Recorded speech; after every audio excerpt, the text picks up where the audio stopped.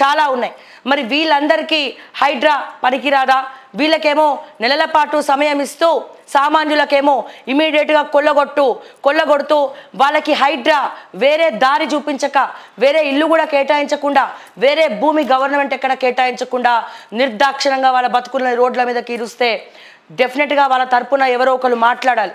ఈరోజు చాలామంది మాట్లాడుతూ ఉన్నారు హైడ్రా చాలా మంచి పని అని చెప్పి. ఎస్, నేను కూడా మద్దతు ఇస్తున్నా. నా పూర్తి మద్దతు కూడా హైడ్రాకి ఉంటుంది. కానీ నేను చెప్పొచ్చేది ఒకటే, కానీ మీరు రూల్ ఈజ్ రూల్లా వెళ్తున్నారా? అందరినీ ఈక్వల్గా చూస్తూ ఉన్నారా? మీరు నిజంగా బుల్డోజర్ పెడితే వాసవి వాడి దగ్గర పెట్టాలి, నిజంగా బుల్డోజర్ పెడితే వర్టెక్స్ దగ్గర పెట్టాలి, నిజంగా బుల్డోజర్ పెడితే మై హోమ్ దగ్గర పెట్టాలి, నిజంగా బుల్డోజర్ పెడితే వర్టెక్స్ దగ్గర పెట్టాలి, నిజంగా బుల్డోజర్ పెడితే వంశీరామ్ దగ్గర పెట్టాలి, లెజెండ్ విల్లాస్ దగ్గర పెట్టాలి. మొన్న మోకిలలో మోకాలు లోతు నీళ్లు మునిగిపోయిన చెరువులో కట్టినటువంటి పొలాల్లో కట్టినటువంటి ఎక్కడైతే విల్లాస్ ఉన్నాయో అక్కడ బుల్డోజర్ పెట్టాలి. ఎక్కడైతే డబ్బున్నోళ్ళు ఉన్నారో అక్కడ బుల్డోజర్ పెట్టట్లేదు. ఎక్కడైతే డబ్బు లేని స్లమ్ ఏరియాస్లో 60 గజాలు 70 గజాలు 80 గజాల్లో కొన్ని సంవత్సరాల నుంచి ఉంటున్నటువంటి వాళ్ళ మీద మీ ప్రతాపం చూపిస్తూ ఉన్నారు. ఎస్, వాళ్ళకి ఎట్లనైతే ఖమ్మంలో చాలామంది మాట్లాడుతూ ఉన్నారు, ఇప్పుడు అట్లా లేదు కాబట్టి, అక్కడ ఖమ్మంలో హైడ్రా లేదు కాబట్టి శ్రావ్య అందరూ మునిగిపోయినాయి, ఇల్లు కూడా మునిగిపోయినాయి, కాలనీలు కూడా మునిగిపోయినాయి అని చెప్పి అందరూ మాట్లాడుతూ ఉన్నారు. అట్లాంటప్పుడు ఏం చేయాలి? వాళ్ళకి ఏదైతే ఫస్ట్ నుంచి కూడా స్థలాలలో ఉంటున్నారో ఆ స్థలాలు అక్కడ ఇల్లు ఉండద్దు అని కులగొడుతున్నప్పుడు ఎవరైతే రోడ్డుకి ఎక్కకుండా గవర్నమెంటు వేరే కొద్ది ల్యాండ్ వాళ్ళకి కేటాయించాలి. వేరే ల్యాండ్ వాళ్ళకి కేటాయించాలి. వాళ్ళు ఎక్కడ పోతారు? ఉన్న పలంగా బొమ్మంటే డబ్బు ఉన్నోడిది కులగొడతానేమో వాడు ఇంకోటి కట్టుకుంటాడు, ఏం ప్రాబ్లం లేదు. కానీ డబ్బు లేని వాళ్ళ పరిస్థితి ఏంటి, పేదవాళ్ళ పరిస్థితి ఏంటి అని చెప్పి నేను ఈ రకంగా రేవంత్ రెడ్డి గారిని అడుగుతా ఉన్నాను.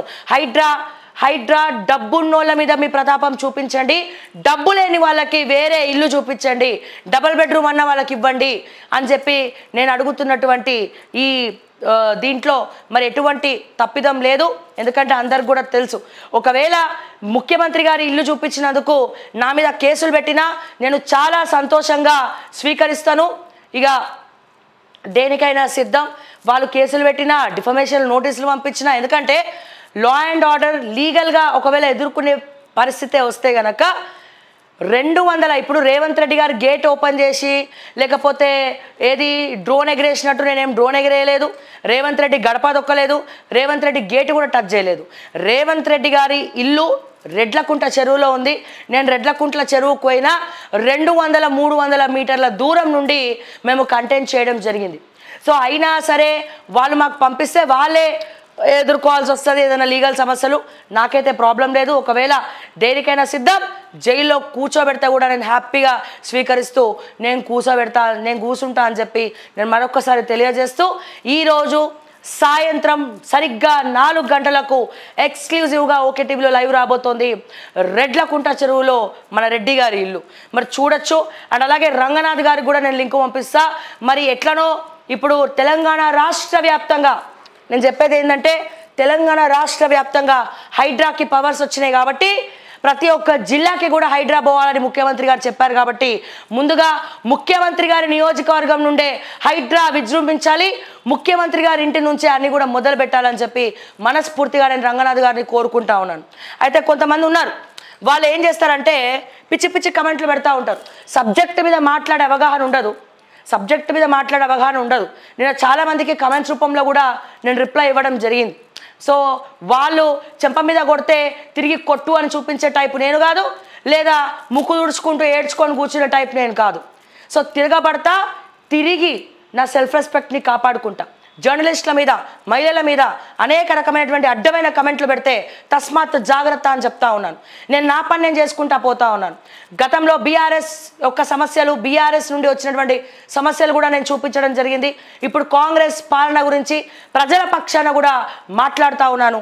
ఏ లీడర్ అయినా, ఏ క్యాడర్ అయినా, ఎవరైనా సరే నా లైవ్ రెగ్యులర్గా చూస్తున్నటువంటి వాళ్ళు, ఓకే టీవీ ఎక్స్క్లూజివ్గా ఫాలో అవుతున్నటువంటి వాళ్ళు, నా క్రెడిబిలిటీ ప్రజల్లో నేను సంపాదించుకున్నా.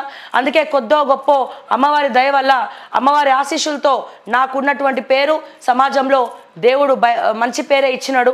చాలా సంతోషం. కానీ ఇక్కడ చాలామంది యూట్యూబ్ ఛానల్స్ క్రియేట్ చేసేటువంటి ఒక ప్రపగండ ఏంటంటే శ్రావ్య బీఆర్ఎస్ వాళ్ళకి అమ్ముడు పోయింది. కమెంట్లు వాళ్ళే పెట్టిస్తున్నారు, శ్రావ్య బీఆర్ఎస్ వాళ్ళకి అమ్ముడు పోయింది అని చెప్పి వెనకాల కొంతమంది జర్నలిస్టులతో కూడా ట్రోల్స్ చేపిస్తున్నారు, మౌత్ పబ్లిసిటీ చేస్తూ ఉన్నారు, నా ఇమేజ్ డ్యామేజ్ చేసే పని చేస్తూ ఉన్నారు.